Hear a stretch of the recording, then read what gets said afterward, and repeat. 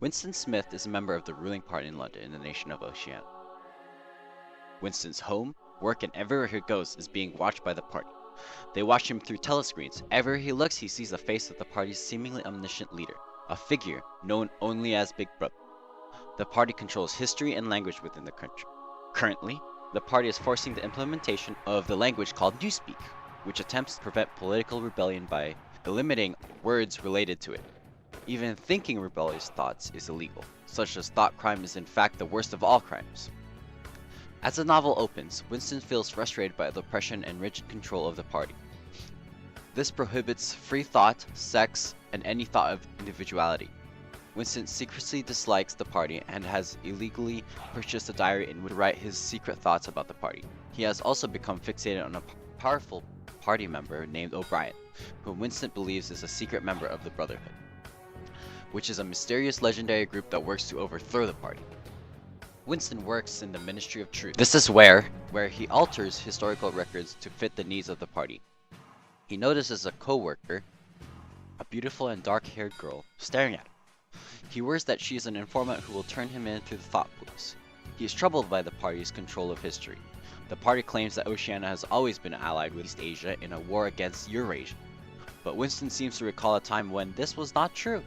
The party also claimed that Goldenstein, an alleged leader of a group called the Brotherhood, and is also the most dangerous man alive considerably, but it doesn't seem plausible for Winston.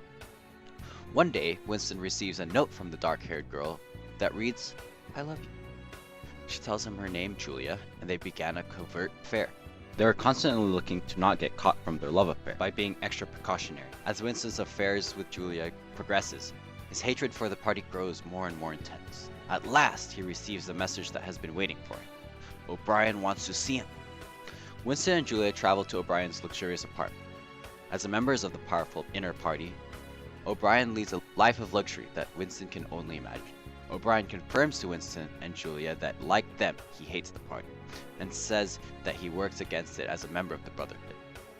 He indoctrinates Winston and Julia into the Brotherhood, and gives Winston a copy of the Emanuel Goldenstein's book, The Manifesto of the Brotherhood.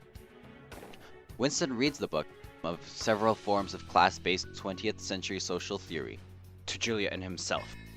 Suddenly, soldiers barge in and seize them. They then learn Mr. Charrington, the proprietor of the store, is revealed as having been a member of the Thought Police all along. He was torn from Julia and taken to a place called the Ministry of Love.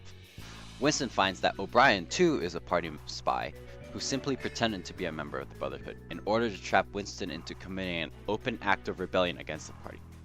O'Brien spends months torturing and brainwashing Winston, who struggles to resist. At last, O'Brien sends him to the dreaded Room 101, the final destination for anyone who oppresses the party. Here, O'Brien tells Winston that he will be forced to confront his worst fear. Throughout the novel, Winston has had recurring nightmares about rats. O'Brien now straps a cage full of rats onto Winston's head and prepares to allow the rats to eat his face.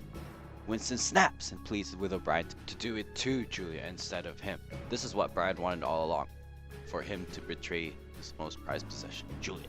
His spirit has been broken. Winston is released to the outside world. He meets Julia, but no longer feels anything for her. He has accepted the party entirely and has learned to love Big Brother.